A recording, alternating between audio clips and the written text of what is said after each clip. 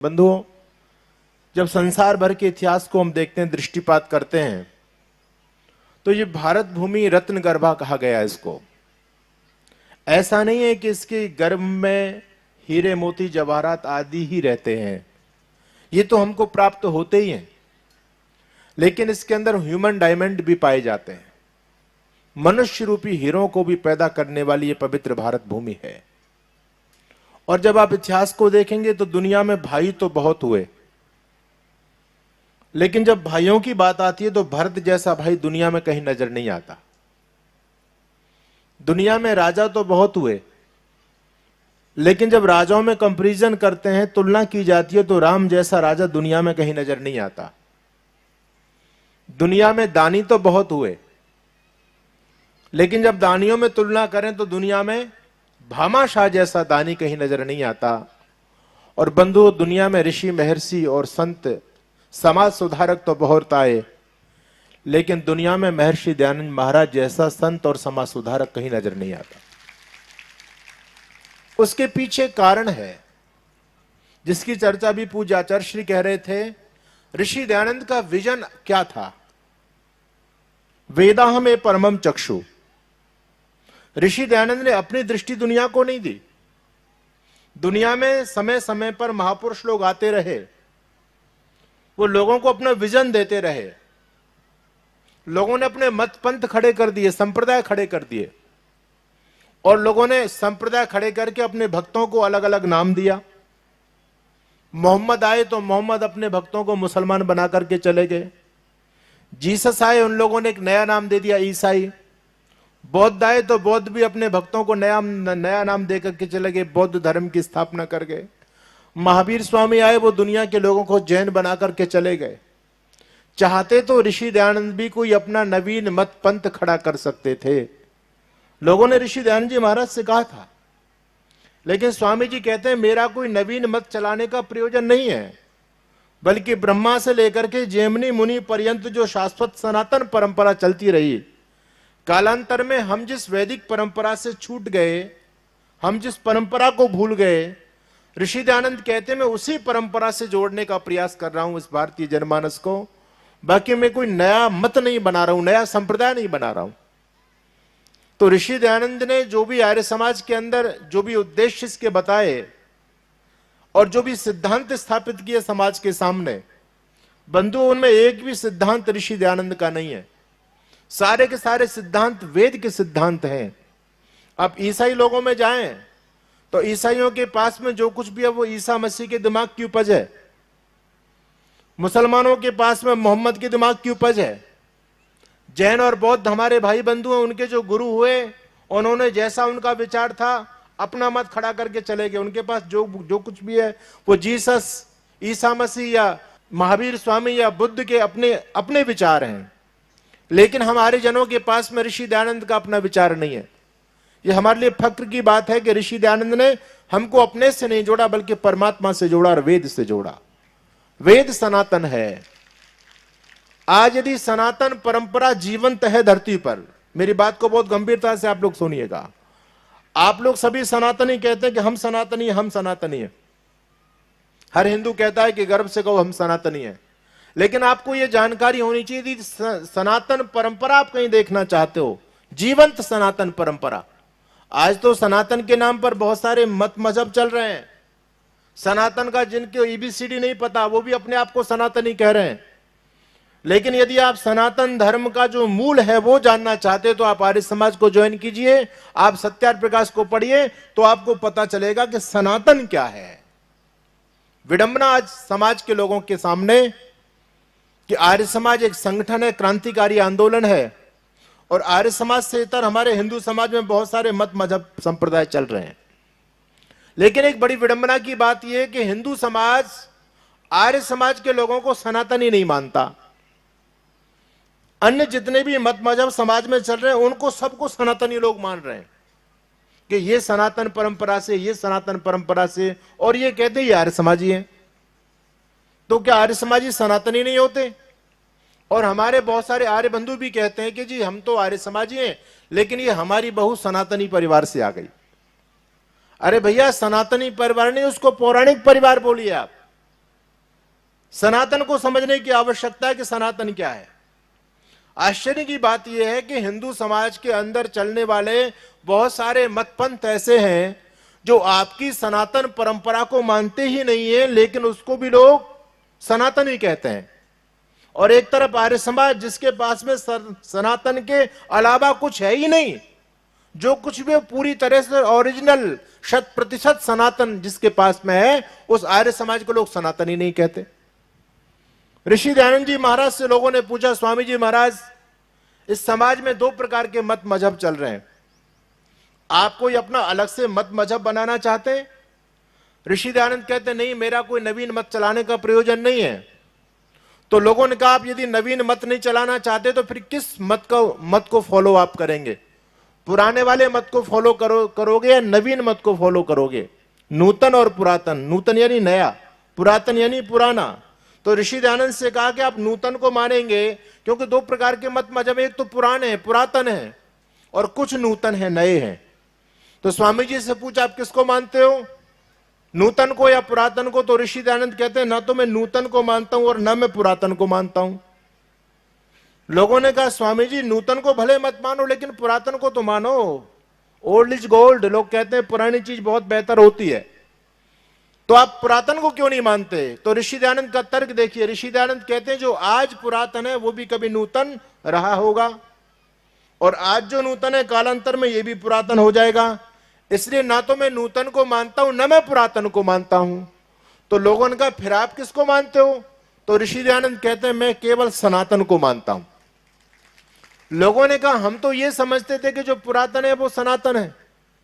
ज्यादातर जो अपने आप को सनातनी लोग कहते हैं, उनसे पूछो सनातन का मतलब क्या है, तो ज्यादातर लोगों को सनातन का मतलब नहीं पता।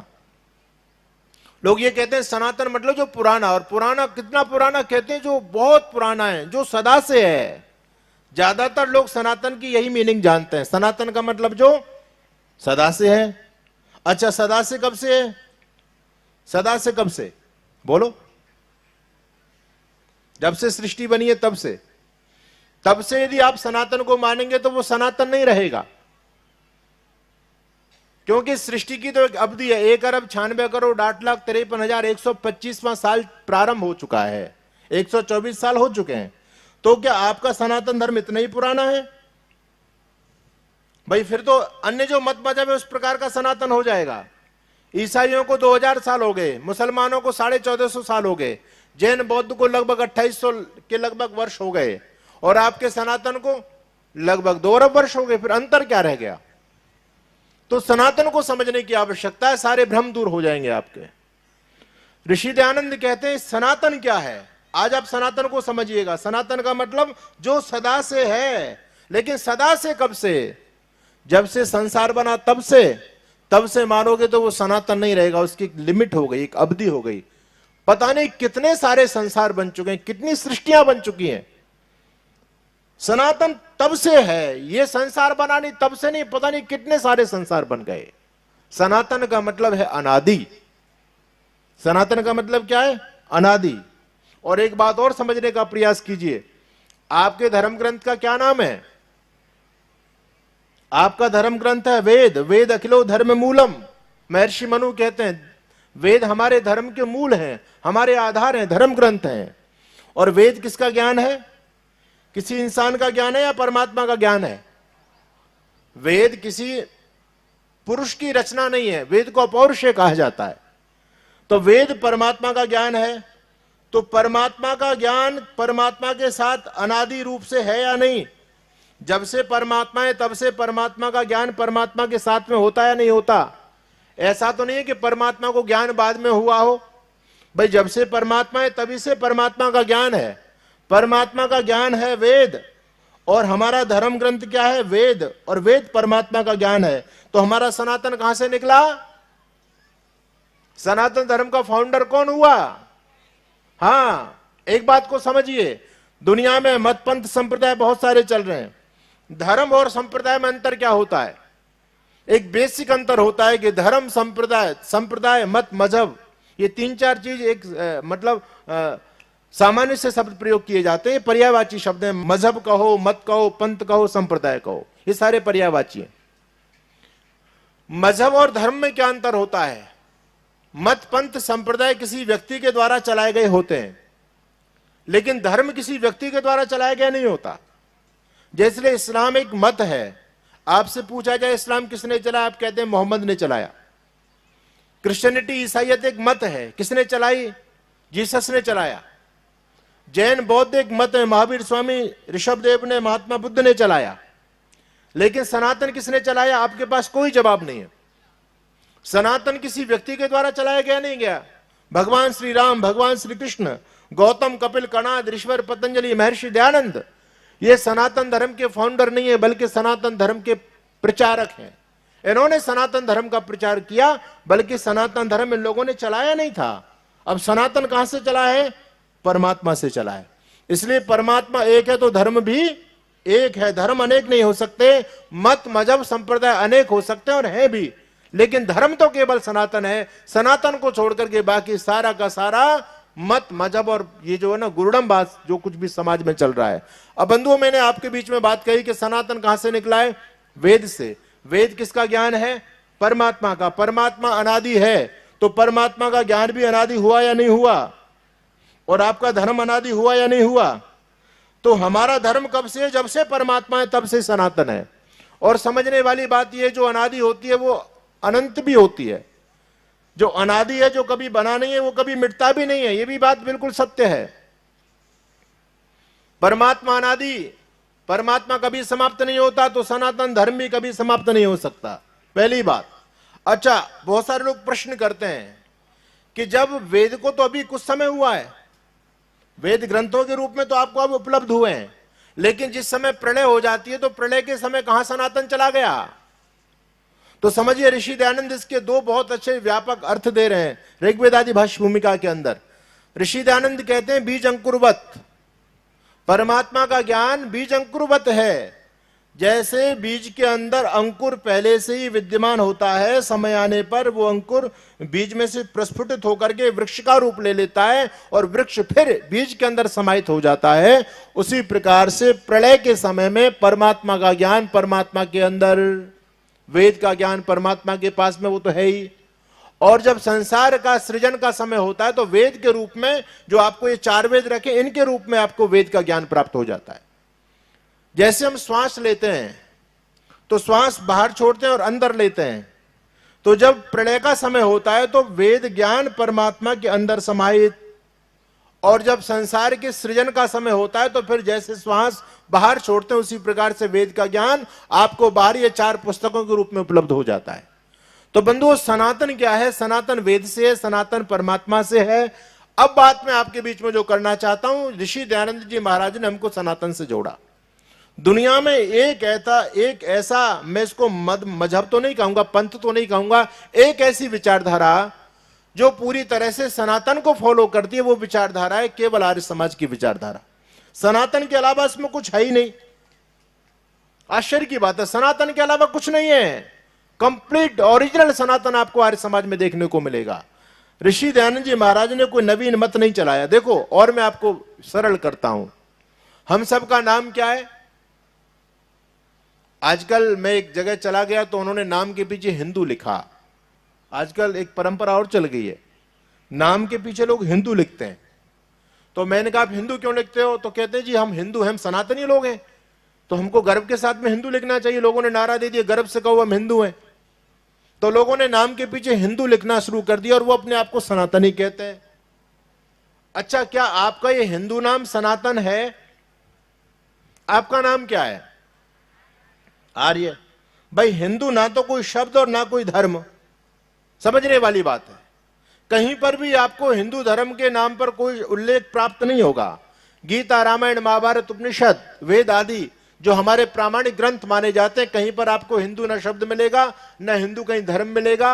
और तो और हमारे पौराणिक जो मंदिर हैं, इनमें आप विष्णु हरिपद मंदिर गया जी के अंदर, जहां दुनिया के लोग श्राद्ध करने के लिए जाते हैं, वहां पर भी स्पष्ट लिखा आर्य धर्म इतरेषां प्रवेशो निषिद्ध। जो आर्य धर्म को नहीं मानते, यानी सनातन को नहीं मानते, उनका प्रवेश वर्जित है। वहां पर कहीं भी हिंदू शब्द नहीं आया, हिंदू धर्म नहीं लिखा गया है। लेकिन ये हिंदू कहां से आ गया? समझने वाली बात है। याद रखिए, जब भी कोई आक्रांता किसी देश को गुलाम बनाता है तो सबसे पहले दो काम करता है। एक तो उसकी पहचान को मिटाता है और एक दूसरा काम, उसकी पहचान हमेशा हमेशा के लिए मिट जाए, इसलिए उसके इतिहास को समाप्त करके नया इतिहास बना देते हैं लोग। आप सभी जानते हैं हमारे देश का सबसे प्राचीन नाम आर्यावर्त और हम लोगों का नाम आर्य।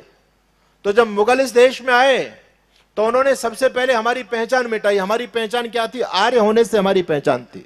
आर्य का मतलब श्रेष्ठ, नोबल पर्सन। हम आर्य थे, ये हमारी पहचान थी। लेकिन मुगल लोगों ने आकर के सबसे पहले हमारी पहचान को मिटाने का काम किया और उन्होंने आर्य से हमको नया नाम दे दिया, हिंदू शब्द दिया, और देश का नाम क्या रख दिया? हिंदुस्तान। ये हिंदू और हिंदुस्तान ये मुगल लोगों की देन है, ये अपने नाम नहीं है। और हिंदू शब्द का कितना गंदा अर्थ होता है, ऋषि दयानंद कहते हैं, स्पष्ट पढ़िए।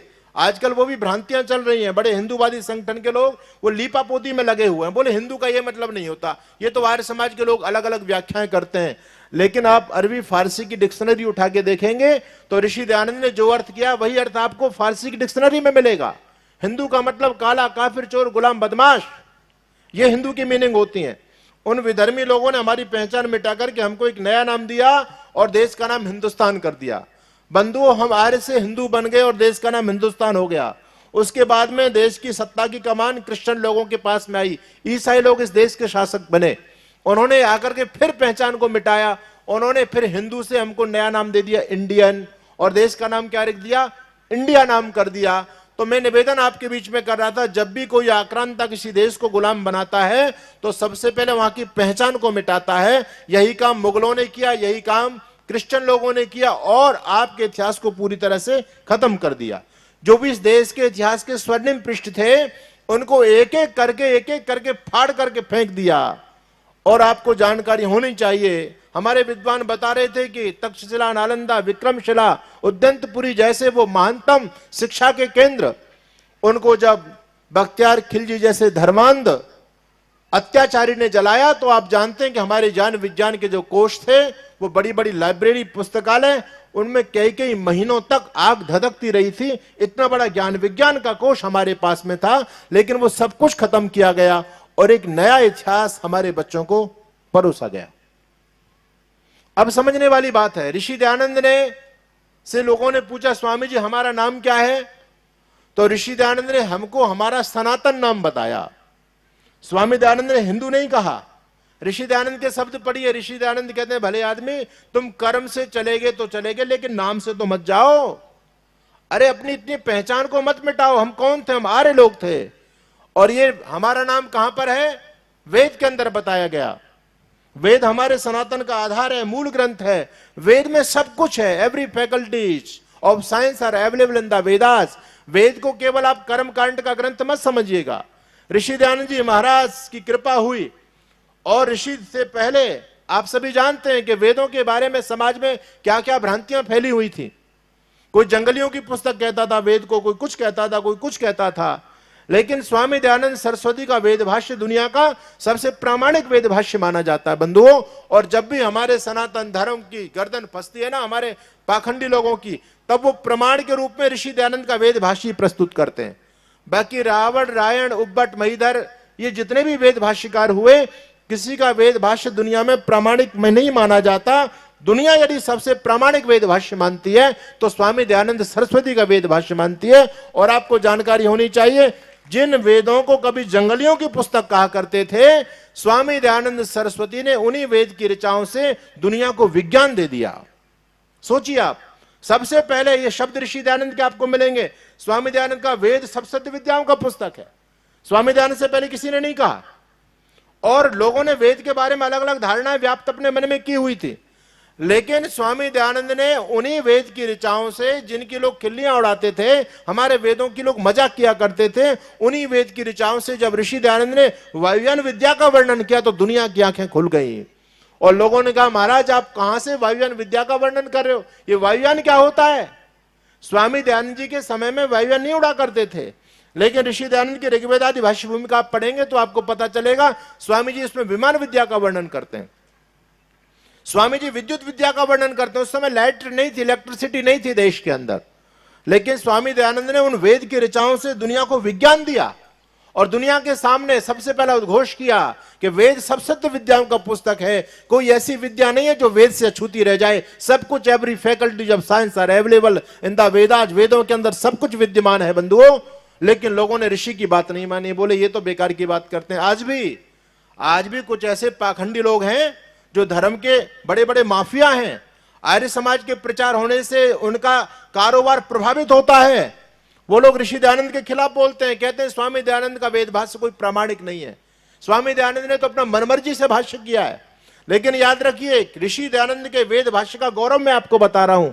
स्वामी दयानंद सरस्वती का जो वेद भाष्य था, सबसे पहले स्वामी जी ने वेदों का वैज्ञानिक दृष्टिकोण दिया दुनिया को, वेद को समझने का। और बंधुओं, अभी कुछ समय पहले भारत ने चंद्रयान भेजा, और चंद्रयान जब अपनी कक्षा तक पहुंचा, यह काम भी भारत ने पहली बार किया, और बहुत सारे देश इसमें सफल नहीं हो पाए, भारत देश को सफलता मिली। लेकिन हमारे अंतरिक्ष विज्ञान के जो सबसे बड़े आचार्य हैं, सबसे बड़े वैज्ञानिक श्री एस सोमनाथ, उन्होंने बयान दिया कि काश हम लोगों ने वेदों को पढ़ा होता। ये ऋषि दयानंद के शब्द नहीं है, स्वामी जी ने तो कहा था, लेकिन पाखंडी मानते कब थे। लेकिन एस सोमनाथ कह रहे हैं, यदि हमने वेद पढ़े होते तो स्पेस के क्षेत्र में हम बहुत एडवांस हो गए होते। ये काम जो हमने अब किया है, ये काम बहुत पहले कर दिए होते। और वो कहते हैं, विदेशी लोगों ने सारे के सारे साइंस के सिद्धांत वेदों से चुराए हैं। एल्जेब्रा से लेकर के यूनिवर्स तक के सारे सिद्धांत वेदों से निकले हैं। ये बात आधुनिक वैज्ञानिक इस बात को कहता है। और जब इस व्यक्ति ने इस बात को कहा तो ऋषि दयानंद की बात की पुष्टि हुई। वेद सब सत्य विद्याओं का पुस्तक है। आज दुनिया में वेदों का डंका बज रहा है। आज नासा कुरान पर शोध नहीं करता, बाइबल पर शोध नहीं करता, कोई शोध करता है तो वेद के ऊपर शोध किया जाता है। और वेद की महिमा जो विश्व पटल पर आज छाई हुई है, तो इसका सीधा की सीधा श्रेय महर्षि दयानंद सरस्वती को जाता है। राष्ट्रकवि मैथिली शरण गुप्त ने कहा था, आज जो वेद की ध्वनि गूंजती है, कृपा उन्हीं की है जो गूंजती है। जो आज आप वेद मंत्र पढ़ रहे हैं, वेदों की ऋचाओं से यज्ञ कर रहे हैं, ये आपको देन देने वाले महापुरुष ऋषि दयानंद सरस्वती थे। तो स्वामी दयानंद सरस्वती ने वेद के अलावा कुछ भी नहीं कहा। तो स्वामी जी से पूछा कि हमारा नाम क्या है, तो स्वामी जी ने कहा कि मैं आपको सनातन नाम बताता हूं। तो लोगों ने कहा, क्या हमारा नाम भी सनातन है? तो ऋषि दयानंद कहते हैं, बिल्कुल, आपका नाम है सनातन, आर्य नाम है। तो पहले एक परंपरा थी, सभी लोग नाम के पीछे आर्य लिखते थे, कोई हिंदू बिंदु नहीं लिखता था। तो आप बताओ, सनातनी कौन हुआ? जो हिंदू लिखने वाला है, बुरा मत मानिएगा, वो भी अपने भाई है। लेकिन जब सैद्धांतिक चर्चा की बात आ गई तो मुझे कहना पड़ता है, हिंदू लिखने वाला सनातनी अपने आप को कह रहा है, और जो आर्य लिख रहा है वो अपने आप को, उसको वो सनातनी नहीं मान रहे। लेकिन वस्तुतः आर्य जो लिखने वाला है वो सनातनी हो सकता है, हिंदू ना कभी सनातनी हो सकता, क्योंकि ये तो एक नवीन नाम है।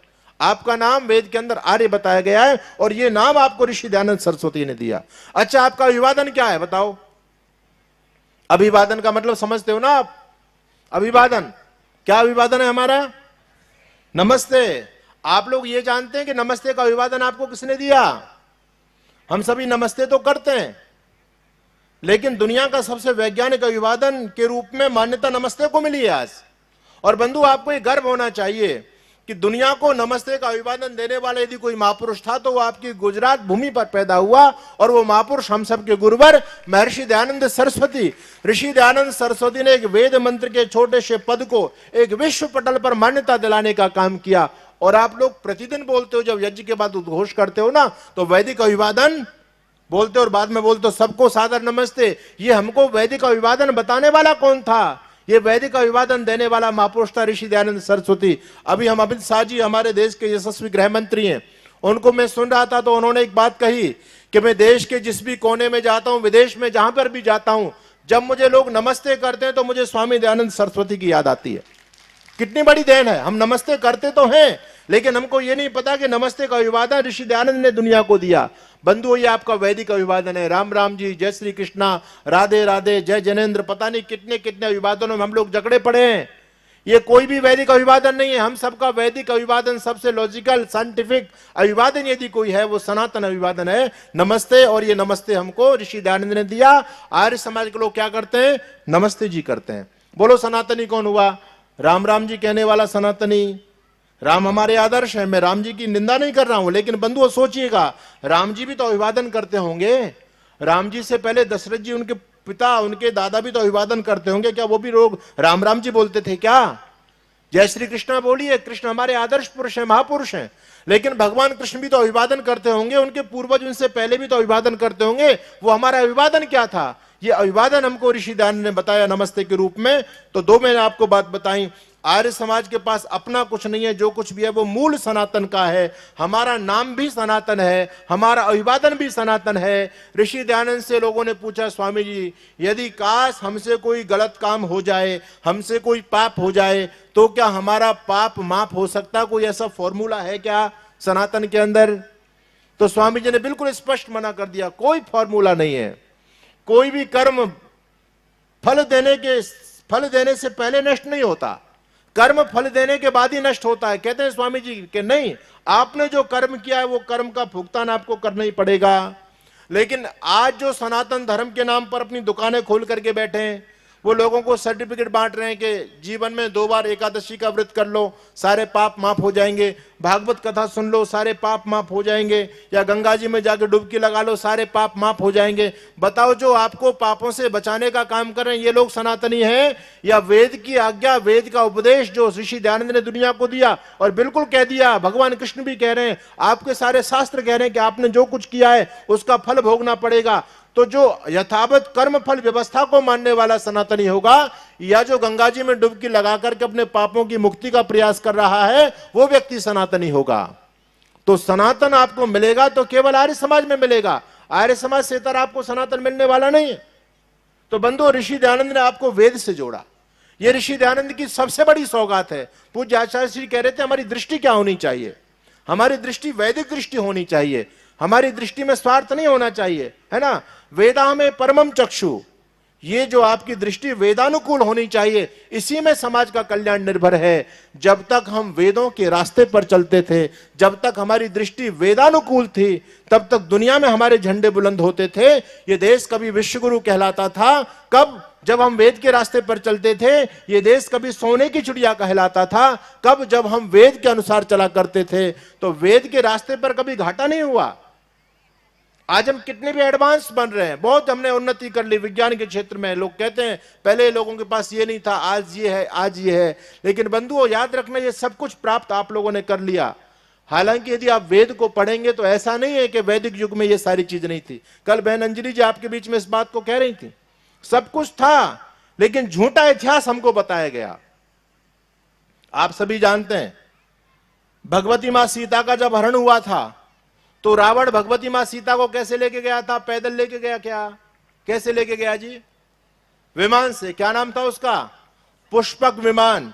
और कितनी पुरानी घटना है ये? 10 लाख वर्ष हो गए। यानी 10 लाख वर्ष पहले भी देश के अंदर टेक्नोलॉजी थी या नहीं थी? भाई बोलो।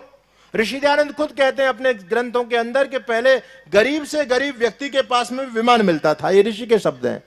तो हमारे देश में तो ये विद्या तो बहुत प्राचीन है, टेक्नोलॉजी तो हमारे देश में पहले से थी। अभी हम बैठे थे, आचार्य चंद्रगुप्त जी बोल रहे थे कि स्वामी जी आजकल सरकार जो है ना कृत्रिम वर्षा कराने पर काम कर रही है। अभी आपने देखा सऊदी अरब के लोग प्रैक्टिकल कर रहे थे, उन्होंने कृत्रिम वर्षा कराई और कुछ गड़बड़ हो गया तो इतनी ज्यादा वर्षा हो गई कि वो सब लोग बह गए उसमें, है ना। भयंकर अतिवृष्टि वहां पर हो गई। तो ये कृत्रिम वर्षा कराने का जो फॉर्मूला, ये मत समझो कि अभी है। अरविंद केजरीवाल दिल्ली में करा रहा है, या आपका सऊदी अरब वाले करा रहे हैं, आपकी गुजरात सरकार इस पर काम कर रही है। अरे ये फॉर्मूला तो बहुत पुराना है, आपके वेदों में सब कुछ है। आप जब प्रार्थना बोलते हो, राष्ट्रीय प्रार्थना, तो आप गाते हो नहीं गाते हो, इच्छानुसार बरसे पर्जन्य ताप धोबे, बादल इच्छानुसार, जब आपकी इच्छा हो तब आप वर्षा कराइए।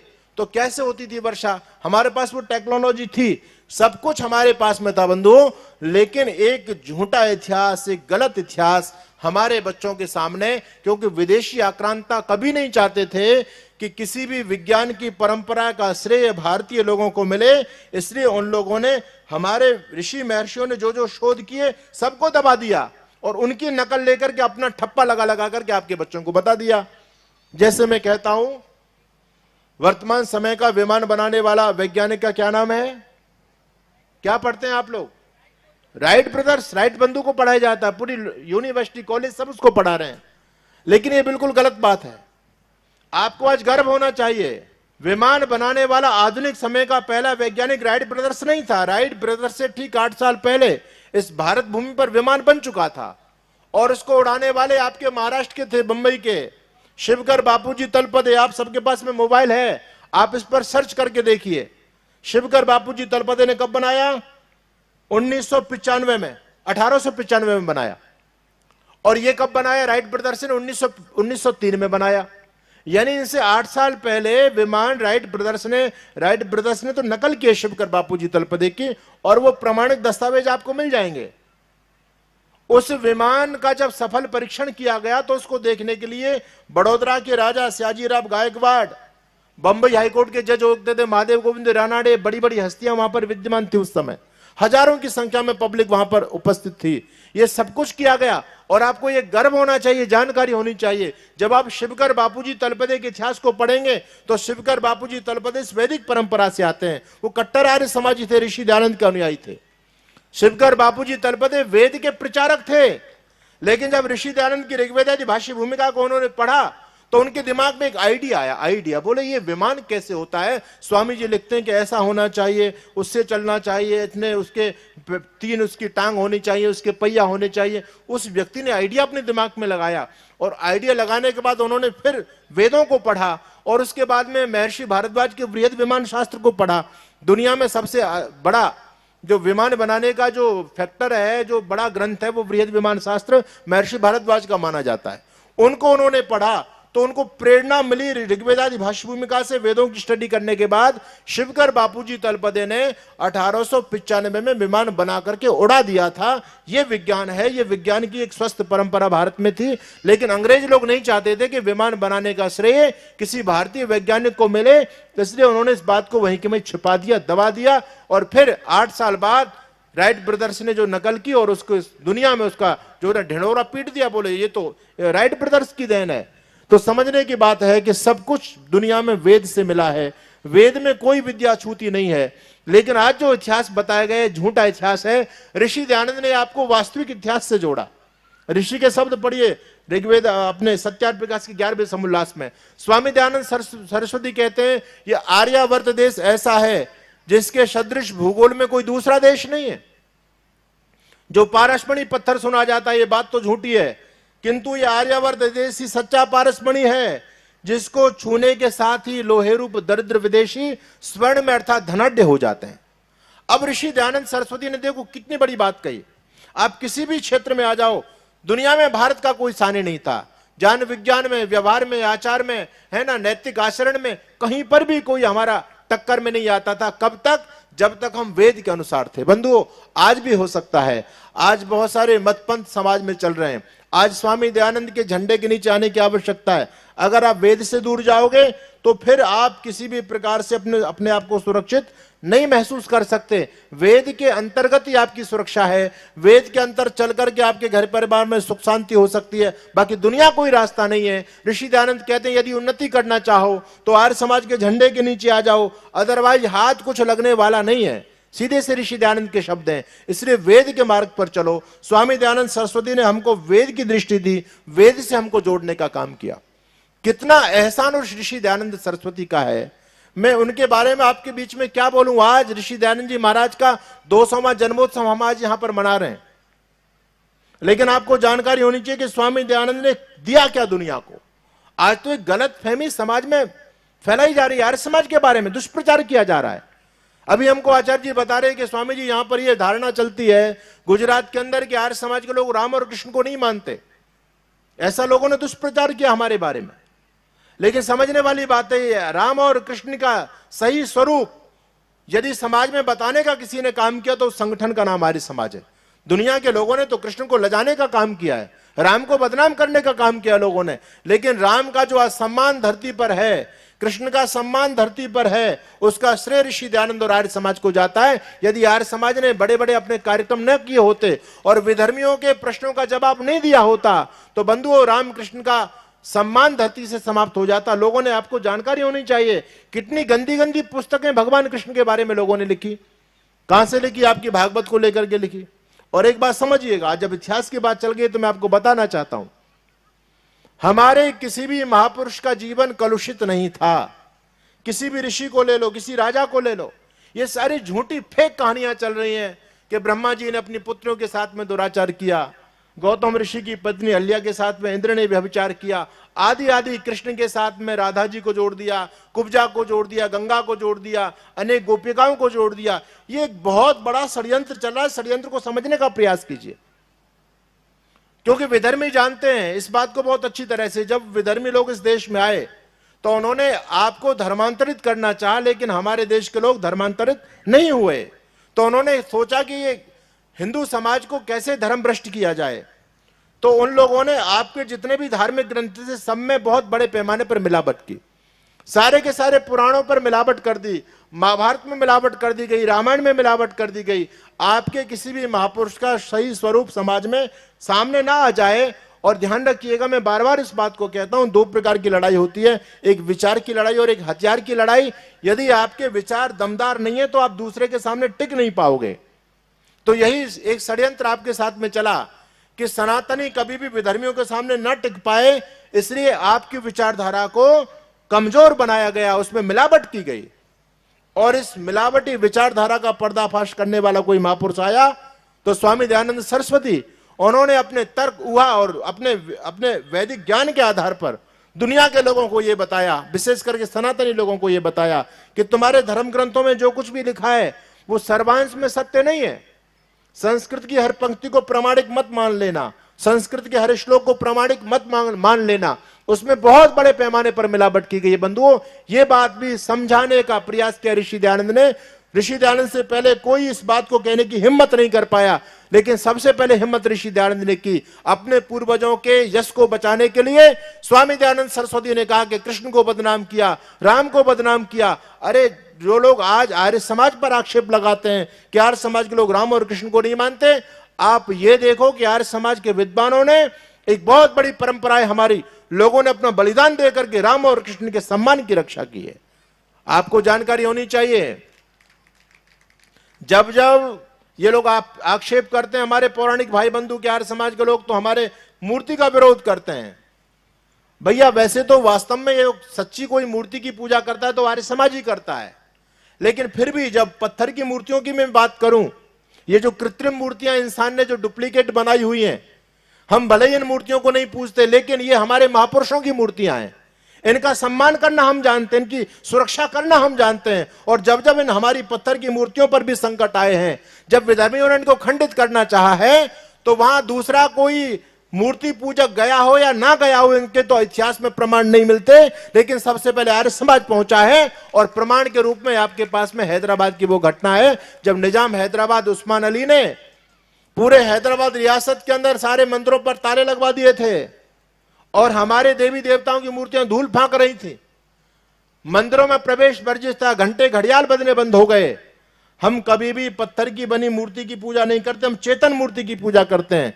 लेकिन ये हमारे महापुरुषों का अतीत है, इनका सम्मान करना भी हम जानते हैं। बंधुओं, उस समय कोई भी हिंदू समाज का व्यक्ति नहीं गया था निजाम हैदराबाद के राज्य हैदराबाद के अंदर।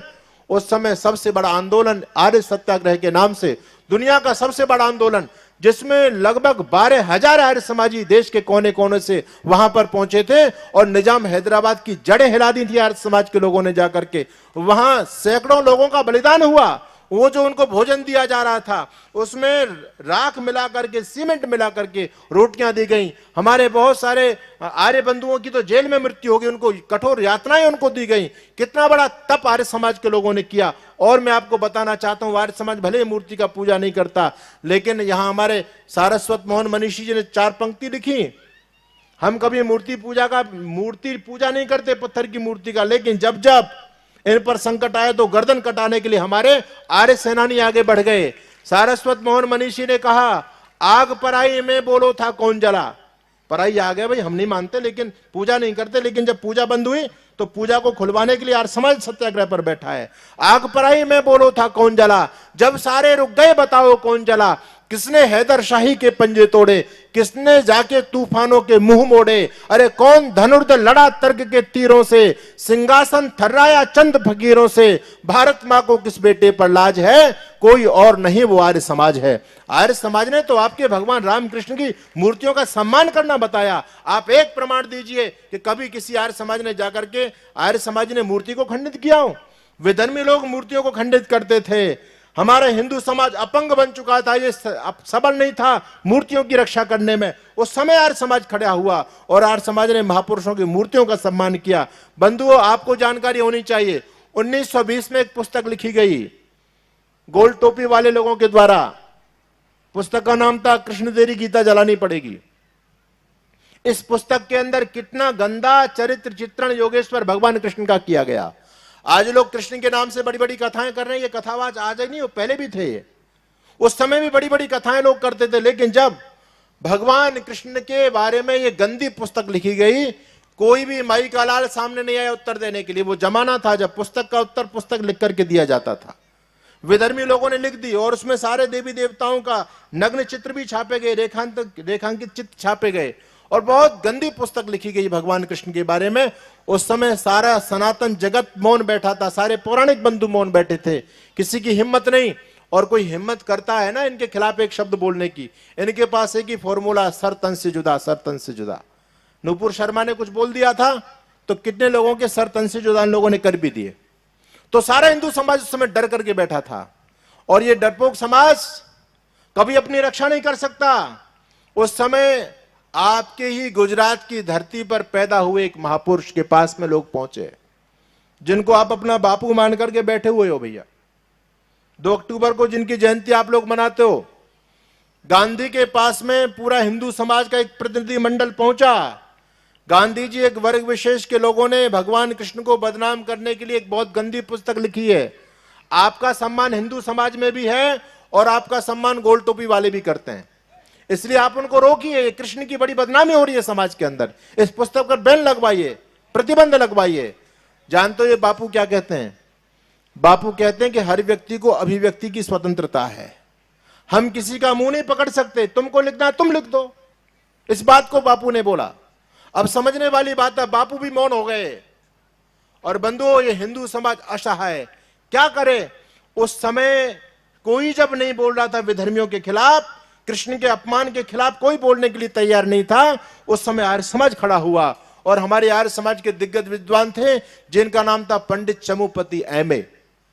पंडित चमुपति एमए ने कलम उठाई अपनी और ईंट का जवाब पत्थर से दिया। बंधुओं, जानते हो कृष्ण तेरी गीता जलानी पड़ेगी इस पुस्तक के प्रत्युत्तर के रूप में पंडित चमुपति एमए ने कौन सी पुस्तक लिखी? रंगीला रसूल। इनका रसूल कितना रंगीला था, उसने अपने जीवन में ना तो 6 साल की लड़की को छोड़ा, न 40-42 साल की महिला को छोड़ा, 43-44 शादियां उसने की। कितने कितने अनैतिक कुकर्म उस व्यक्ति ने किए। पंडित चमुपति एमए ने प्रमाणों के साथ में पुस्तक लिखी बंधुओं, जिसका नाम था रंगीला रसूल। अभी कुछ समय पहले नुपुर शर्मा का नाम आप सभी जानते होंगे, उसने एक बयान दे दिया था। उसने ये जो बयान दिया ना, ये रंगीला रसूल में सब कुछ लिखा हुआ है। आप पढ़ करके देखिए, आप पढ़ते नहीं है। रंगीला रसूल की एक पंक्ति नुपुर शर्मा ने बोल दी, खलबली मच गई, सरतन से जुदा के नारे लोगों ने लगा दिए। तो समझने वाली बात है, आर्य समाज ने कितना बड़ा काम किया। पंडित चमुपति एमए ने पुस्तक लिख दी, लेकिन बंधु इस पुस्तक को छापने के लिए कोई तैयार नहीं हुआ। बड़े बड़े पब्लिशर्स थे उस समय देश में, लेकिन कोई छापने के लिए तैयार नहीं, सब डरे बैठे, बोले मिलेगा क्या, यहां तो और गर्दन कटवानी पड़ जाएगी। किसी ने नहीं छापा। उस समय हमारे आर्य समाज के दीवाने प्रचारक मिशनरी महाशय राजपाल जी थे। आज भी उनका राजपाल एंड सन्स के नाम से बहुत बड़ा प्रकाशन फर्म चलती है, क्योंकि जो धर्म के लिए मरते हैं ना, उनकी जो है बेलें हरी भरी रहती हैं। याद रखिए, हमारे पूर्वज लोग कहते थे, जिन लोगों ने धर्म के पथ को छोड़ दिया वो दुनिया से मिट गए। जो दुनिया को मिटाने के लिए चले थे वो दुनिया से मिट गए, लेकिन जो धर्म के रास्ते पर जुड़े रहे, यहां तो कहते हैं धर्मो भतोवंती धर्मो रक्षति रक्षिता, धर्म उनकी रक्षा करता है। बड़े बड़े उद्योगपति उस समय भी देश में थे, बड़े बड़े प्रकाशक थे, लेकिन आज कोई उनका नाम नहीं जानता। महाशय राजपाल ने इतना बड़ा काम किया। महाशय राजपाल जी का प्रकाशन आज भी चलता है। महाशय राजपाल जी ने कहा, पंडित जी इस पुस्तक को कोई दयानंद का दीवाना छाप सकता है, बाकी और कोई पाखंडी नहीं इसको छापने की हिम्मत करेगा। पंडित चमुपति एमए ने कहा, क्या आप जानते हैं इस पुस्तक को छपने की कीमत क्या चुकानी पड़ेगी? तो महाशय राजपाल ने कहा, हम बहुत अच्छी तरह से जानते हैं, हमारी गर्दन पर तलवार चलनी है, हमारी शहादत होगी, और इससे बड़े देने के लिए और भी हमारे पास है क्या चीज, हम अपना बलिदान देने के लिए तैयार हैं। महाशय राजपाल ने उस पुस्तक को छापा। कौन सी पुस्तक छापी? रंगीला रसूल। पढ़िएगा, आपको मिल जाएगी, अभी भी उपलब्ध है। पुस्तक छापी, रंगीला रसूल छप गई, और बंधुओं पुस्तक धड़ल्ले से बिकी, क्योंकि सभी लोग अपमान हो रहा था भगवान कृष्ण का। लोगों ने खूब खरीदी, हाथों हाथ पुस्तक गई, और वो पुस्तक इत्तेफाक से बापू के हाथ भी लग गई। और इस बापू ने जब वो पुस्तक पढ़ी तो इस बापू के पेट में दर्द हुआ, और इसने यंग इंडिया के अंदर स्टेटमेंट दिया। इस बंदे ने कहा कि एक आर्य समाज के लोगों के द्वारा पुस्तक छापी गई है, उस पुस्तक में हमारे मुसलमान भाइयों की भावना के साथ खिलवाड़ किया गया है, मैं उस पुस्तक की निंदा करता हूं। जब कृष्ण के बारे में पुस्तक लिखी गई तो अहिंसा के पुजारी मौन थे, लेकिन जब आर्य समाज ने जवाब दिया तो इनका मौन टूट पड़ा, और इन्होंने कहा कि हमारे मुसलमान भाइयों को इस पर कार्रवाई करनी चाहिए। और बंधु, इस गांधी की आवाज को सुनकर के मुसलमान खड़े हुए, और लाहौर हाई कोर्ट के अंदर महाशय राजपाल पर मुकदमा दायर कर दिया गया। 3 साल तक केस चला, और 3 साल के बाद में साक्ष्य और प्रमाणों के आधार पर महाशय राजपाल को लाहौर हाई कोर्ट ने ससम्मान रिहा जो है ना बरी कर दिया। और बंधुओं, अभी ताली मत बजाओ, जब बरी कर दिया और बरी होने के बाद महाशय राजपाल छूट करके आए तो दूसरे दिन अखबारों में छप गई खबर कि महाशय राजपाल लाहौर हाई कोर्ट के द्वारा ससम्मान बरी किए गए। कोई साक्ष्य ऐसा नहीं मिला कि उन्होंने उस पुस्तक में गलत हो, सब कुछ प्रामाणिक था। तब जब अहिंसा के पुजारी को पता चला, इन्होंने फिर यंग इंडिया के अंदर स्टेटमेंट दिया कि अगर न्यायालय न्याय करने में सक्षम ना हो तो लोगों को न्याय व्यवस्था अपने हाथ में ले लेनी चाहिए। ये वो गुजरात की भूमि है जिस भूमि ने ऋषि दयानंद को भी पैदा किया, और वर्तमान समय में जो हमारे देश के गौरव को पूरे विश्व पटल पर स्थापित कर रहे हैं, ऐसे यशस्वी प्रधानमंत्री को भी इस भूमि ने जन्म दिया। लेकिन मुझे ये कहने की हिम्मत मैं कर रहा हूं कि गुजरात की भूमि में एक ऐसे बापू भी पैदा हो गए। हालांकि जितने बापू हैं सारे खतरनाक ही साबित हुए भाई। आप चाहे गुजरात के लोग हैं, लेकिन यथार्थ में बता रहा हूं, जितने बापू आजकल भी कथाकार घूम रहे हैं ना, कोई अल्लाह अल्लाह जपा रहा है, कोई कुछ कर रहा है, कोई कुछ कर रहा है, सबकी पोल खुल चुकी है ना। आप सभी समझ गए होंगे मेरे संकेत को। लेकिन जब इस गांधी ने बोला कि न्यायालय न्याय करने में सक्षम नहीं है तो लोगों को न्याय व्यवस्था हाथ में ले लेनी चाहिए, तो उस समय वो टोपी वाले लोग बड़े वो हो गए, उच्छृंखल हो गए, और उन्होंने महाशय राजपाल पर ताबड़तोड़ हमले कर दिए। क्योंकि जब देश के सबसे बड़ी मसीहा गांधी का हाथ हमारे ऊपर, अब किससे डरने की आवश्यकता है। महाशय राजपाल की हत्या की गई। इल्मुद्दीन नाम के एक धर्मांध व्यक्ति ने महाशय राजपाल की हत्या की। बंधुओं, आर्य समाज वो संगठन है जिसने अपना खून बहा करके, अपनी शहादत दे करके भगवान राम और कृष्ण के सम्मान को जिंदा रखा है। मुझे कोई उदाहरण बताओ कि राम कृष्ण के सम्मान में किसी कथाकार की गर्दन कटी हो, किसी भागवताचार्य की गर्दन कटी हो। ये तो शहादत का जाम आर्य समाज के दीवानों ने पिया है। लेकिन आज जो आर्य समाज पर आक्षेप कर रहे हैं लोग कि आर्य समाज के लोग राम और कृष्ण को नहीं मानते, अरे भैया ये ऐसा पाप मत करो, आर्य समाज को बदनाम मत करो, झूठा बदनाम मत करो। आर्य समाज ना होता तो आज राम कृष्ण के बारे में समाज में इनकी कथाएं नहीं हो पाती। विधर्मी लोगों ने इतना गंदा गंदा मसाला प्रस्तुत कर दिया है। आप सबके पास में मोबाइल है, कभी जाइएगा आप यूट्यूब पर, मौलाना जर्जेस अंसारी क्या बोल रहे हैं, मौलाना जाकिर नाइक ने क्या क्या बोला हुआ है, अन्य किसी पादरी ने क्या क्या बोले आपके महापुरुषों के बारे में, आज भी कोई जवाब दे रहा है विधर्मियों के प्रश्नों का तो केवल आर्य समाज के विद्वान दे सकते हैं, बाकी और किसी में दम नहीं है। ध्यान रखिएगा, ऋषि दयानंद की जय जयकार दुनिया में हो रही है। अभी कुछ समय पहले रामभद्राचार्य ने इस बात को स्वीकार किया। कहते हैं कि रामायण के अंदर बहुत बड़े पैमाने पर मिलावट हुई। अरे भैया, ये मिलावट का पूरा की पूरा ढोल की पोल तो स्वामी दयानंद ने पहले ही खोल दी थी, लेकिन तुम लोग मानते कहां थे। लेकिन यदि आज तुमको मानना पड़ गया, नहीं मानोगे तो अभी तो केवल मनुस्मृति फूकी है, रामचरितमानस को जलाया गया है। धीरे धीरे सारे ग्रंथों का नंबर आ जाएगा, क्योंकि सब में बहुत बड़े पैमाने पर मिलावट कर दी गई है। छुआछूत, भेदभाव, जातिवाद कभी भी हमारे सनातन धर्म में नहीं रहा। स्वामी दयानंद सरस्वती ने आकर इसका पुरजोर विरोध किया, और स्वामी दयानंद ने दुनिया के लोगों को कहा कि हम सभी एक ईश्वर की संतान हैं, हम सभी महान हैं, हम में कोई छोटा बड़ा नहीं होता। बंधुओं, धर्म के नाम पर समाज को बांटना, ये ऊंचा ये नीचा, ये छोटा ये बड़ा, ये अगड़ा ये पिछड़ा है ना, ये दलित ये अति दलित, ये उससे भी नीचा गया, ये क्या हमारे सनातन धर्म में चल रहा था। ऋषि दयानंद ने वेद की मान्यता समाज में स्थापित की, और स्वामी दयानंद ने सबको गले से लगाया।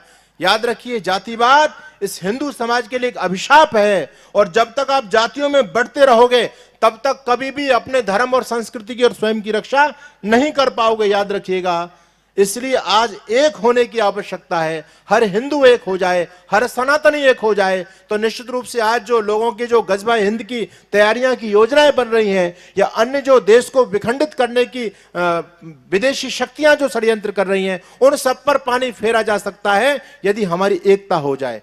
इस एकता के सूत्र में पिरोने का काम किया ऋषि दयानंद ने। बताओ, ऋषि दयानंद से पहले किसी ने जातिवाद का खंडन किया हो? अरे आज भी लोग आर्य समाज का विरोध कर रहे हैं। आर्य समाज ने हमारी वर्ण व्यवस्था को दूषित कर दिया। कोई विधर्मी आता है उसको आर्य समाजी शुद्धि कर लेते हैं। यह काम हमने किया, अपने भाइयों को दोबारा से गले लगाने का काम आर्य समाज ने किया। बंधुओं, कोई नहीं करता था। आज भले ही हमारे आरएसएस के भाई बंधु शुद्धि घर वापसी अभियान चला रहे हैं, लेकिन घर वापसी अभियान सबसे पहले किसने चलाया? इसका नाम ही तो बदला है, इसका नाम तो शुद्धि आंदोलन। शुद्धि आंदोलन किसने चलाया? स्वामी श्रद्धानंद जी महाराज ने।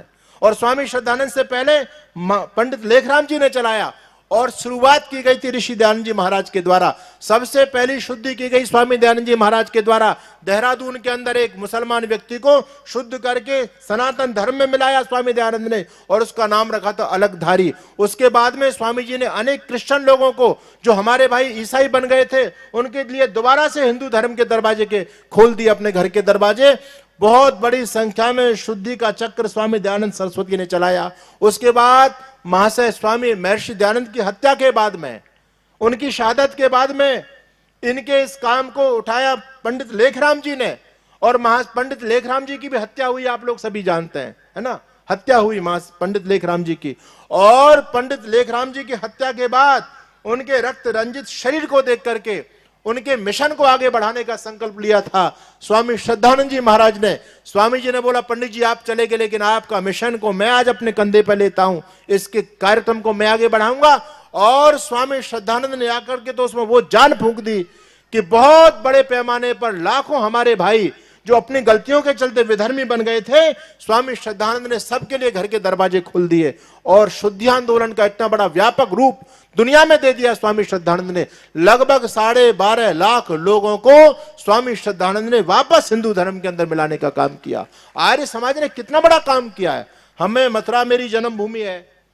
मेरे दादाजी ने स्वामी श्रद्धानंद जी के साथ में मिलकर के 84 गांवों को शुद्ध किया था। आज वो सारे राजपूत लोग हैं, उनके मंत्री बनते हैं, उनको विधायक बनते हैं। उनके कितना बड़ा काम स्वामी श्रद्धानंद जी महाराज ने किया बंधुओं। लेकिन एक बात फिर कहना चाहता हूं, स्वामी श्रद्धानंद का शुद्धि चक्र चल चुका था, और उस समय लोग स्वामी श्रद्धानंद का साथ दे देते तो आज ये बिना मूंछ की दाढ़ियों की समस्या हल हो गई होती।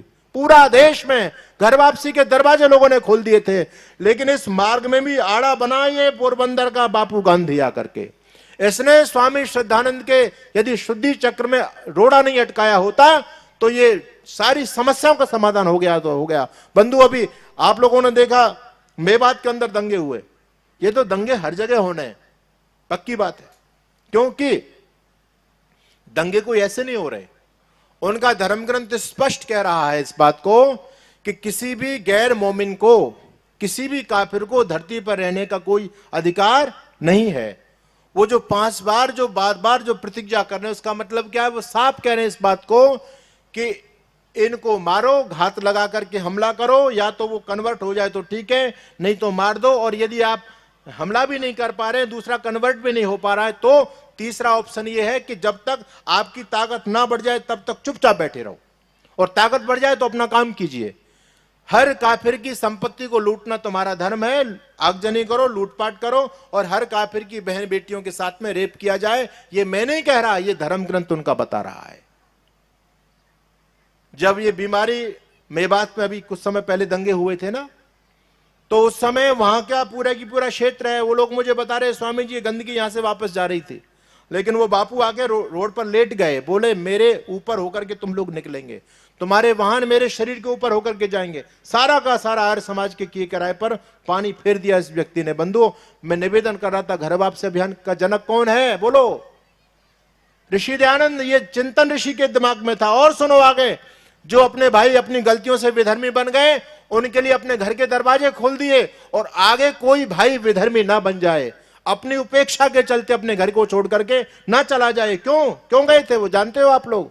छुआछूत, भेदभाव, ऊंच नीच। हमने अपने मंदिरों में नहीं उनको चढ़ने दिया, अपनी चारपाई पर नहीं बिठाया। अरे जब हमने उनके लिए मंदिर के दरवाजे बंद कर दिए तो गिरजा घर वालों ने और मस्जिद वालों ने उनके लिए दरवाजे खोल दिए। हमने गले से नहीं लगाया, दुत्कारा उनको, तो उन लोगों ने उनको गले से लगा दिया। लाखों करोड़ों की संख्या में हमारे भाई विधर्मी बन गए। ये छुआछूत जातिवाद अभिशाप थी। स्वामी दयानंद ने कहा कि इस जातिवाद को मिटाओ। ऋषि ने जब जातिवाद के खिलाफ आंदोलन खड़ा किया, सारे ये सनातनी पोंगापंथी ऋषि के खिलाफ थे। ये सब कुछ सत्यानाश हो जाएगा। आर्य समाज ने हिंदू धर्म का बेड़ा गर्क कर दिया। लेकिन आज जिनकी बुद्धि खुल गई है ना, आज वो ऋषि दयानंद को धन्यवाद दे रहे हैं, छुआछूत को मिटाने के लिए काम कर रहे हैं। बहुत सारे पौराणिक धर्माचार्य, अभी हमारे बागेश्वर धाम सरकार ने जाकर के जिन आदिवासियों को लोग अछूत समझते थे ना, अछूत, अगर वो लोग शरीर से टच हो जाते थे तो हम लोग गंगा जल के छींटे मार करके अपने आप को शुद्ध बनाया करते थे। लेकिन आज बागेश्वर धाम सरकार अछूतों के घरों में जाकर के भोजन कर रहे हैं। ये किसकी देन है? ये किसका चिंतन? ऋषि दयानंद का चिंतन है। जातिवाद को मिटाने का काम ऋषि दयानंद ने किया। स्वामी जी के जीवन की घटना है। एक व्यक्ति स्वामी जी के पास में आया और उसने कहा, स्वामी जी महाराज, मैं आपको भोजन कराना चाहता हूं। स्वामी जी ने कहा, करा दो। तो स्वामी जी का नियम था कि जो पहली बार अपनी रोटी लेके आ जाता था, स्वामी जी उसी के भोजन को स्वीकार कर लिया करते थे। तो वो व्यक्ति कहता है, स्वामी जी मैं भोजन तो कराना चाहता हूं, लेकिन मेरे सामने एक समस्या है, क्या आप मेरा भोजन स्वीकार करोगे? स्वामी जी ने कहा, क्यों नहीं स्वीकार करेंगे भाई, दिक्कत क्या है आपको? तो कहता है, स्वामी जी मैं अछूत हूं, मैं आपको भोजन करा दूं तो आपका धर्म भ्रष्ट ना हो जाए, इसलिए मैं आपसे निवेदन कर रहा हूं। ऋषि दयानंद ने उसको समझाया, अरे मेरे पुत्र तू कैसी बात करता है, तू अछूत कैसे हो गया भाई? हम सबके वंशज एक ही, हम सबके धमनियों में एक ही रक्त संचारित हो रहा है। परमात्मा ने कोई भेदभाव हमको पैदा करने में नहीं किया। ये तो जातिवाद में समाज के ठेकेदारों ने समाज को बांट दिया। स्वामी जी कहते हैं तुम अपना भोजन लेकर के आना। दूसरे दिन वो व्यक्ति स्वामी जी के लिए भोजन लेकर के आया, माताओं बहनों, और ऋषि दयानंद ने जैसे ही भोजन शुरू किया तो वहां कुछ तथाकथित धर्म के लोग बैठे हुए थे। उन्होंने चिल्लाना शुरू कर दिया, स्वामी जी ठहरो, स्वामी जी ठहरो। स्वामी जी बोले, क्या बात हो गई? बोले, महाराज ये रोटी मत खा लेना, तुम्हारा धर्म भ्रष्ट हो जाएगा। स्वामी जी रुके, बोले, भैया ऐसा इस रोटी में क्या है कि रोटी को खाने से धर्म भ्रष्ट हो जाए? लोगों ने कहा, स्वामी जी आप नहीं जानते, ये जो इसकी रोटी है ना, ये नाई है, ये नाई की रोटी है, नाई की रोटी, धर्म भ्रष्ट हो जाएगा आपका। ऋषि दयानंद ने थाली से रोटी को उठाया, उलट पलट करके देखा। स्वामी जी बोले, भले आदमी तुम चिल्ला रहे हो धर्म भ्रष्ट हो जाएगा, धर्म भ्रष्ट हो जाएगा, ये नाई की रोटी है। अरे मुझे तो गेहूं की रोटी नजर आ रही है, ये कहां नाई की रोटी है, तो गेहूं की रोटी है। ऋषि दयानंद ने तथाकथित जातीयवादियों के मुंह पर तमाचा जड़ा और कहा कि तुमने ये नाई, ये चमार, ये भंगी, ये दलित, ये सबर, तुमने समाज को बांट दिया। एक रहनुमा धरती पर बहुत लंबे समय के बाद पैदा हुआ बंधुओं, उस महामानव का नाम था स्वामी दयानंद सरस्वती। अगर ऋषि दयानंद सरस्वती ना आते तो ना हम होते, ना तुम होते, ना किस्ती का पता होता। अगर स्वामी दयानंद ना हमारा ना खुदा होता। हमारे पंडित नरदेव जी की 4 पंक्तियां मैं आपके बीच में बोल करके अपना स्थान ग्रहण करूंगा। उन्होंने लिखा था, आए अनगिन सुधारक जगाने हमें, पर दयानंद सा कोई आया नहीं। और कैसे नहीं आया, क्या काम किया ऋषि दयानंद ने? तो उन्होंने बताया, भाष्य वेदों का यौगिक सरल श्रेष्ठतम, ऐसा अब तक किसी ने बनाया नहीं। वेद का नाम लेकर गऊ अश्वनर यज्ञ में काट करके जलाए गए, है ना। गोमेद यज्ञ में गाय को काट के फूंक रहे हैं, है ना। अश्वमेध यज्ञ में घोड़े की आहुति दे रहे हैं। ये अकल के कोलू नहीं समझ पाए अर्थों, है ना। राष्ट्रम व यश्व ऋषि दयानंद ने अर्थ किया। अश्वमेध यज्ञ क्या है? राष्ट्रम व यश्व, राष्ट्र की समृद्धि के लिए, है ना। और अजामेध यज्ञ क्या है? एक अन्य विशेष का नाम अजा है। ये बकरी को काटने का यज्ञ नहीं है। वेद का नाम लेकर गऊ अश्वनर यज्ञ में काट करके जलाए गए। यह है दूषित कर्म, उस ऋषि के बिना हमको आकर किसी ने बताया नहीं। वेद विपरीत पंथों, मतों, महजबों आदि की पोल कोई सुनाता न था। उस ऋषि की तरह ढोंगियों को कभी कर निरुत्तर किसी ने हराया नहीं। कस के देखा कसौटी पे जब जब उसे, पूर्ण रूपेण नरदेव असली मिला। हर परीक्षा में उत्तीर्ण निकला वह, सत्य पथ से कभी पग हटाया नहीं। आए अनगिन सुधारक जगाने हमें, पर दयानंद सा कोई आया नहीं। हमको इस बात का गर्व है कि हमको ऋषि दयानंद का शिष्य कहलाने का एक अवसर प्राप्त हुआ है बंधुओं। इसलिए बहुत गर्व के साथ में, गौरव के साथ में वैदिक पथ पर आप चलो। आर्य समाजी हो आप लोग। तो बहन जी बता रही थी ना, एक गुरुड़मवाद आपके परिवार में नहीं घुसना चाहिए। भूत प्रेत, जिन्न पिशाच, शनि राहु केतु, शाकनी डाकनी, इनसे बचो। ये पौराणिक पाखंडी आपको बहका रहे हैं और आप आर्य समाज के लोग भी धीरे धीरे उनमें चलते चले जा रहे हो। ऋषि दयानंद की कृपा हुई है, इस कृपा का प्रसाद आप पर बरस रहा है। इसलिए इस वैदिक पथ से जुड़ करके चलेंगे, आर्य समाज के सदस्य हमेशा बन करके रहेंगे, सत्यार्थ प्रकाश पढ़ेंगे, अपने बच्चों को पढ़ाएंगे। इतना सा कहकर के वाणी को विराम। आप सभी का बहुत बहुत धन्यवाद। ओम शम।